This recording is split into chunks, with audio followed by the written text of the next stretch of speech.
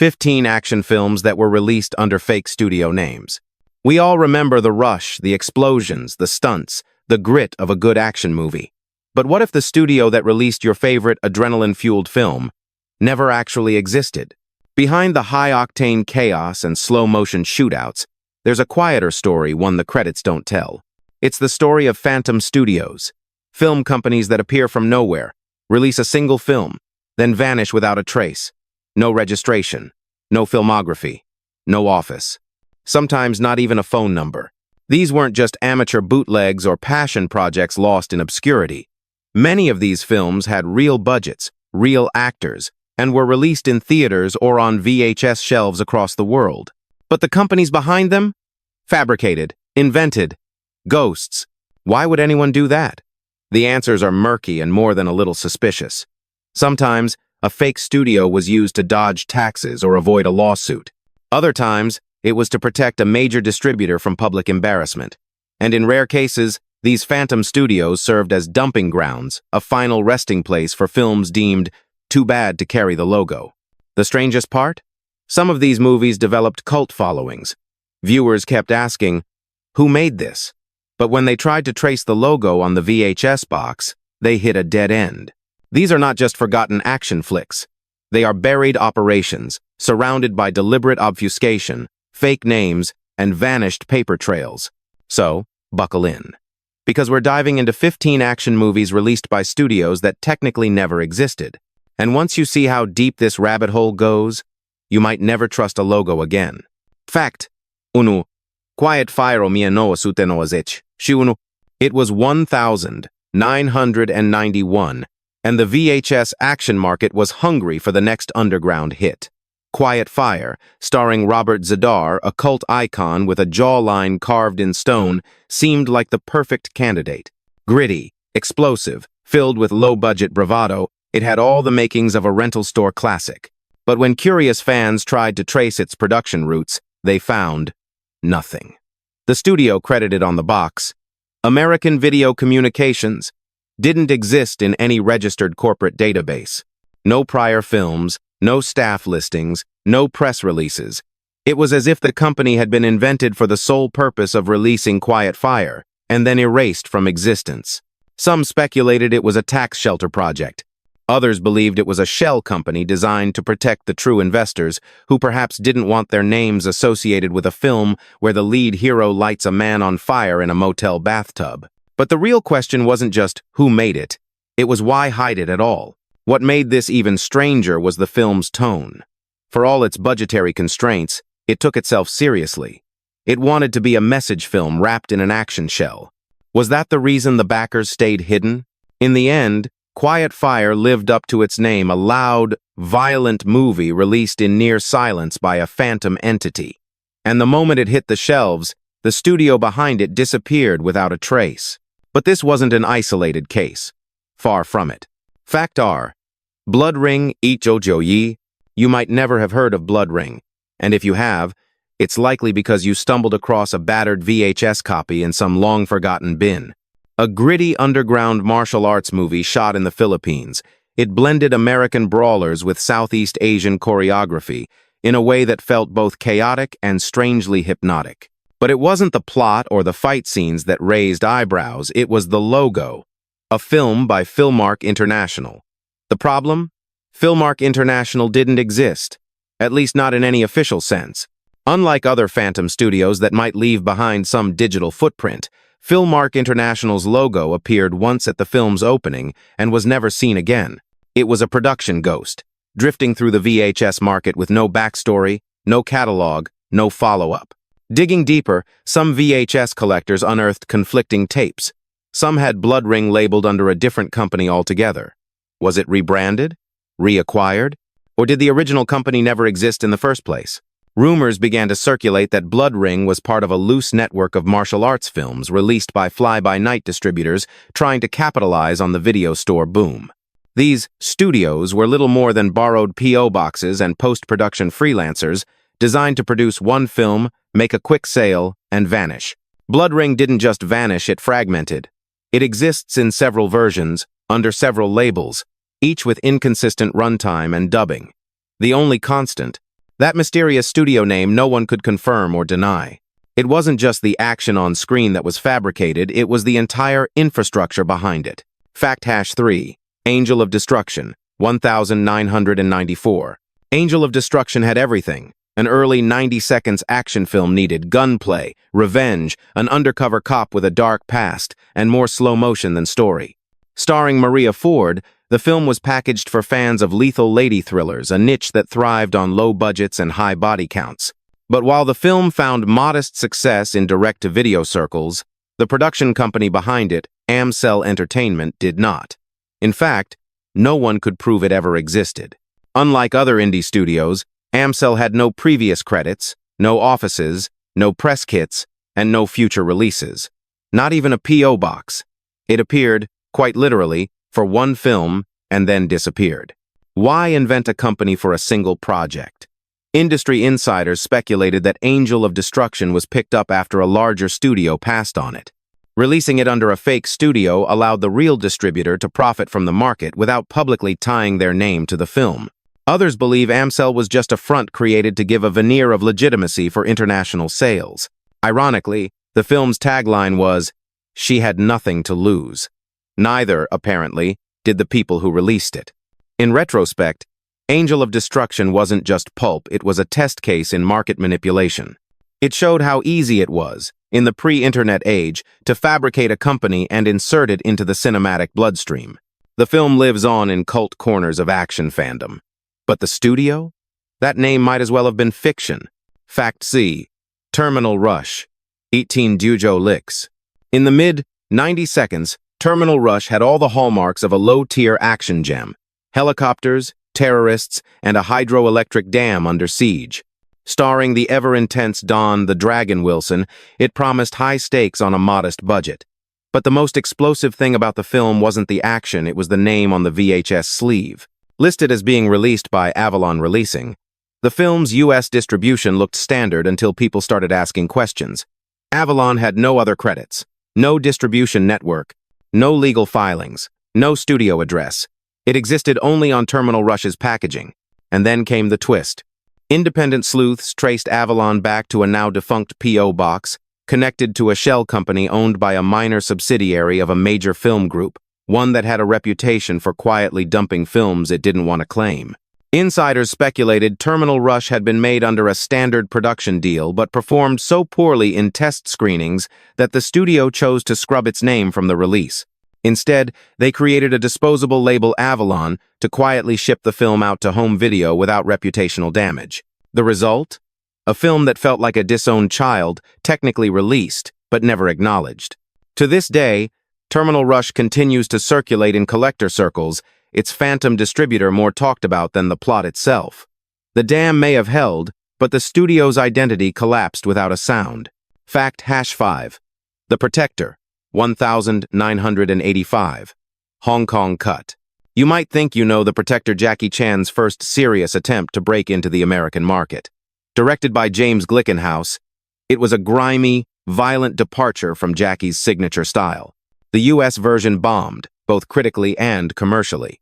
But in Hong Kong, a different version emerged, cut, re-edited, and released under a studio name few had ever heard of. This wasn't just regional rebranding.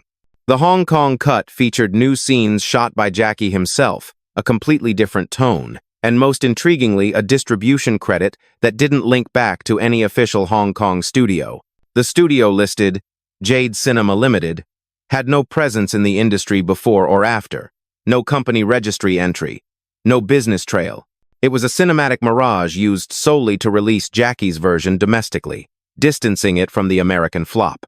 Why hide the studio's real identity? Some believe it was a legal loophole.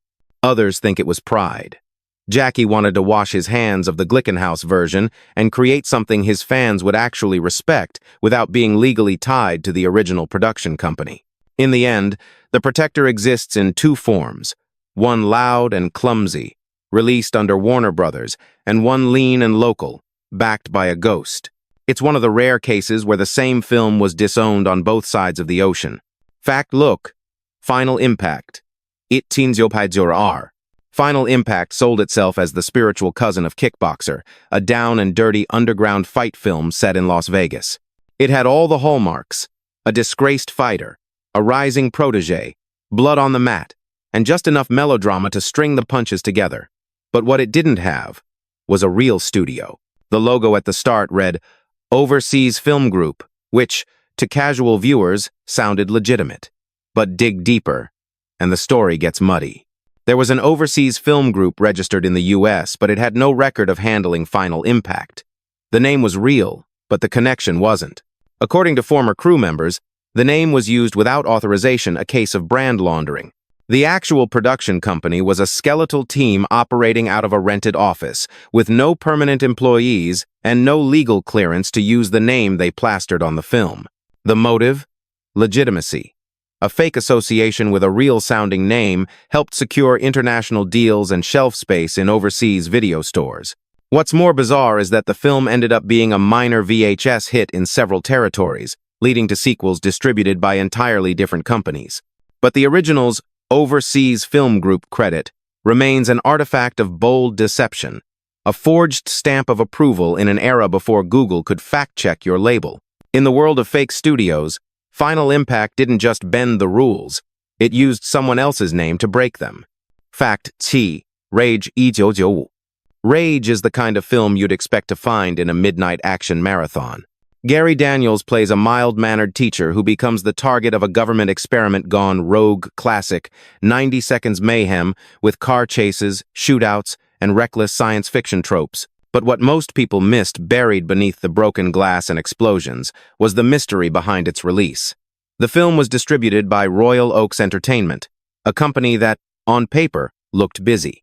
Multiple credits, a logo, even a hotline number at one point. But none of it held up. Investigations by collectors and niche film historians found that Royal Oaks was a phantom label, appearing only when films needed a quick and discreet path to VHS. It wasn't a studio, it was a rotating alias, a rubber stamp for projects that were too volatile, too cheap, or too odd for mainstream distribution. In the case of Rage, rumors suggest it was originally produced under a different title and shelved after test screenings. When another distributor passed, Royal Oaks became The Solution, a fake coat of paint to make the film look like it belonged somewhere. But the most telling clue? Royal Oaks had no permanent address. Every project used a different contact point. And no one, to this day, has come forward as its founder. The film's plot was about erasing identity. Its distribution followed suit. Fact ba LA Wars, 1994. Everything about LA Wars screamed exploitation. Gangland shootouts, cheap suits, and one-liner vengeance. It was a love letter to 80 seconds cop thrillers, drenched in testosterone and machine gun fire. But while the film proudly displayed its chaos, the company that released it stayed suspiciously quiet. The opening credits named PM Entertainment as the distributor. But closer inspection revealed something odd. This version of PM Entertainment wasn't the same entity behind other known titles like The Sweeper or Riot. The logo design was different. The address listed in paperwork led nowhere, and the registered copyright line referred to a variant spelling of the company name. The theory? Someone hijacked the identity of a real B-movie studio, tweaking just enough to appear legit while remaining separate. In effect, L.A. Wars was released by a fake version of a real company, a shadow operation that piggybacked on PM's reputation without any of its legal liabilities. When asked in later interviews, actors from the film admitted they never met anyone from the supposed distribution team. The production wrapped, a deal was signed, and then nothing. No calls. No premiere. Just a VHS release under a name nobody could trace. Today, LA Wars exists in a weird twilight zone, remembered for its over-the-top violence, but rarely questioned for its suspicious release. The real crime might have been off-screen. Fact Joe. Cybertracker. 1994. In the pantheon of low-budget sci-fi action, Cybertracker sits somewhere between earnest ambition and straight-to-video chaos. A cyborg enforcer, a corrupt government, and Don the Dragon Wilson as a lone wolf hacker, it's RoboCop on clearance. But unlike its tech-obsessed premise, the company that distributed Cybertracker had no digital footprint. Action International Pictures was listed in bold on the box. Yet the trail ended there. No verified registry, no company tax ID, no confirmation of studio staff or producers. And strangely, some early press materials showed a different company name entirely before being swapped out post-production. Film sleuths believe Action International Pictures was used as a smokescreen created for the purpose of international rights negotiation. In this era, foreign buyers often demanded a studio name to lend legitimacy. What they got was an invented brand with no ties to the film's production crew. Ironically, Cybertracker spawned a sequel, Cybertracker 2, which was released under a different company name, suggesting even the fake studio didn't want to stick around. It's poetic, in a way. A movie about artificial intelligence distributed by an artificial company. Fact, sure. Deadly Bet, 1992. In the early 90 seconds, Las Vegas-based action thrillers were having a moment, and Deadly Bet leaned into that trend with grim determination. A down-on-his-luck gambler, brutal underground fights, and a time-is-running-out countdown formed the core of this overlooked film. But what slipped under everyone's radar was its distributor, Mainline Releasing, a company with no past, no future, and no identity. Unlike other phantom studios that left behind faint traces, Mainline Releasing existed nowhere in public databases, trade directories, or copyright filings. Even insiders who worked on the film later admitted they had never heard of the name before seeing it on the VHS packaging. Speculation grew. Some believed Mainline was a single-use label created to funnel a failed acquisition through foreign territories. Others claimed it was a tax-related maneuver, designed to distance the real producer from a product that had spiraled over budget and off schedule. What's most unsettling is that Mainline's name shows up on bootlegs in multiple countries, each time slightly altered. Mainline Pictures, Mainline Intel, or just ML Releasing. It created a fog of confusion, making it hard to trace distribution lines or royalties. Which may have been the point. Deadly Bet wasn't just about risks at the card table. Its real gamble was releasing under a label designed to disappear. Fact, 11, Jungle Ground. 1995. Jungle Ground is the kind of film where the title promises more than the budget delivers. Starring a pre-Highlander Donald Logue, the film is a dystopian urban warzone fantasy disguised as a gangland cop thriller. It was violent, chaotic, and just absurd enough to find a cult following. But the true weirdness came after the credits rolled. The distributor? North Star Home Video. Sounds familiar because it is. North Star was a real Canadian company, except the version on Jungle Ground wasn't. The logo was off. The font was different.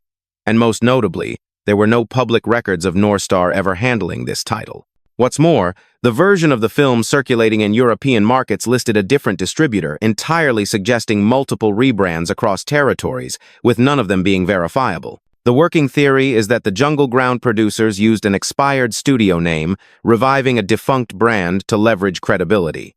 It wasn't illegal, just murky. And in the mid-90 seconds, murky was good enough. In some copies, the North Star logo fades in and out with no accompanying contact info, no legal disclaimer, no all rights reserved. Just an empty shell of a company slapped onto a tape. The real jungle wasn't in the film. It was in the paper trail. Fact, Shiar. Maximum Force. 1992. Maximum Force wanted to be the Expendables before the Expendables existed. A group of renegade cops, each with their own style, team up to take down a ruthless crime boss. Sounds simple. Sounds promising. But it didn't get the release it deserved. Instead, it was pushed out quietly by a ghost label, Prism Pictures. To be clear, not Prism Entertainment, the known company with a real filmography. Prism Pictures was something else entirely. It used a similar logo, similar name, and operated just long enough to distribute Maximum Force to select VHS markets. But try to find a corporate listing? Nothing. No federal ID, no address, no interviews. Even Prism Entertainment's legal team reportedly had no knowledge of this alternate entity, prompting whispers of intentional name confusion, a tactic to give a dying product an artificial aura of legitimacy. Sources close to the production revealed the film had been shopped to multiple distributors before being taken over by an anonymous team that handled marketing, packaging, and international rights, all under the borrowed name. In the end, Maximum Force became a textbook example of label laundering when your movie isn't marketable enough for a real brand, so you make one up that almost sounds like one. It's fitting. The movie was about faking authority. So was the studio. Fact, 13. Recoil, 1998. Recoil had all the makings of a post-Heat, late, 90 seconds action B-movie. Gary Daniels again, car chases through downtown L.A., vengeance plots, and a few surprisingly sharp shootouts. But for all its polished grit, it quietly slipped into video stores under a name no one could trace. UAV, Home Video. At first glance, UAV sounded like a startup studio. The acronym gave it a corporate air, and the packaging looked standard. But the company itself? Another ghost. Records show UAV never had a formal registration as a film distributor. The address listed on the back of the VHS pointed to a warehouse that had been abandoned 2 years prior. No working phone number. No press materials. No trail. Digging deeper, collectors discovered that Recoil had originally been pitched to a small but real company, which backed out late in post-production due to legal concerns about the film's content and contractual disputes over music rights. To get the film out and recover costs, the producers allegedly formed a placeholder label to push it into the market before the year ended. The irony? Recoil actually performed decently in niche markets, but when fans started asking who distributed it, no one could give a straight answer. It's a film about someone coming back from the dead, and it was released by a company that never existed in the first place. Fact Hasson 4. Fist of Glory. 1991. If you blinked, you missed Fist of Glory. One of the many martial arts films born from the late 80 seconds boom. It had sweat, grunts, and tournament violence in spades. Shot in Southeast Asia with a mixed Western and Filipino cast, it was supposed to launch a new action franchise. Instead, it became a cautionary tale in distribution obfuscation. The credited distributor was Global Vision Limited. The logo was flashy. The name sounded international. But here's the twist. No studio by that name had ever registered in the country of release or any other. Worse, tapes released in Australia bore a different logo, GV Films, while the UK version carried only the initials GV in plain Helvetica text. New address, new legal information, new branding consistency. The prevailing theory among industry veterans is that Global Vision was an export shell, a made-up company created to sell one film at various regional markets under different identities. It worked like a passport scam. Same face, different name depending on which customs officer is looking. The film itself is rough, over-edited, and strangely dubbed, leading some to believe it was patched together from multiple abandoned projects. A Frankenstein's monster of fight scenes. In the end, Fist of Glory didn't just hide behind a fake studio. It hid behind 3, none of which left a trace. The Fact Hasson 5. Blood Fist 8. Trained to Kill. 1996. Yes, there were 8 Blood Fist films. And yes, this one tried to end the saga with a bang. Don the Dragon Wilson returned for another round of vengeance, this time with espionage elements and a darker tone. But after years of steady releases under Concord Pictures, Bloodfist VIII took an unexpected turn. The company listed on the cover?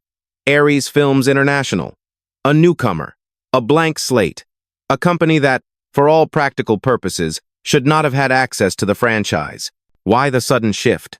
Sources close to the production revealed that Bloodfist VIII was caught in a behind-the-scenes legal tangle. Licensing issues, expired contracts, and a merger between distribution partners created a gap, one that left the rights dangling in limbo. To avoid further delay, a stand-in studio was created, Ares Films. It was never meant to last, just to serve as a bridge for this one title, and it shows. The credits are messy, the marketing inconsistent.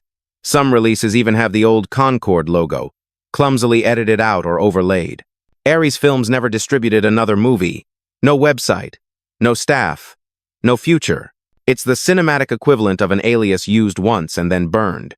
Bonus fact: Shadow Warriors. U.S. Strike Force. 1990. This one didn't make the top 15, but it might just be the strangest of all. Shadow Warriors. U.S. Strike Force was never meant to be a theatrical release. It was a stitched-together action reel, part military training video, part propaganda, part fever dream.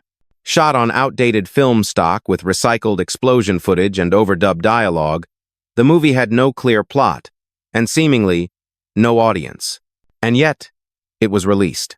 The name on the box? Eagle Star Releasing. Patriotic. Strong. Totally fake. What made Eagle Star truly bizarre wasn't just its non-existence in public records, it was that no one in the production team seemed to know who submitted the film for distribution. Actors believed it was an internal military promo.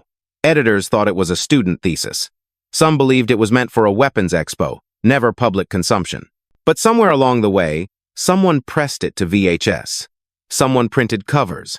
Someone uploaded it to obscure European markets where it was shelved between Delta Force ripoffs and Chuck Norris knockoffs. And then nothing. No trace of Eagle Star ever again.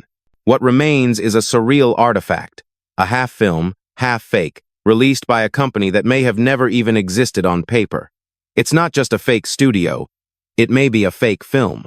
In a countdown filled with vanishings, aliases, and labels designed to disappear, Shadow Warriors stands alone, less like a movie, and more like a whispered rumor someone accidentally pressed record on. What do you think, were these fake studios just harmless shells or calculated smokescreens? In an industry built on illusion, sometimes the biggest lies aren't on screen, they're stamped on the credits. Which of these films surprised you the most? And have you ever watched a movie and thought, wait, who really made this? Tell us the strangest label you've ever seen on a VHS or DVD box. Because sometimes, the real story isn't in the plot. It's in the fine print.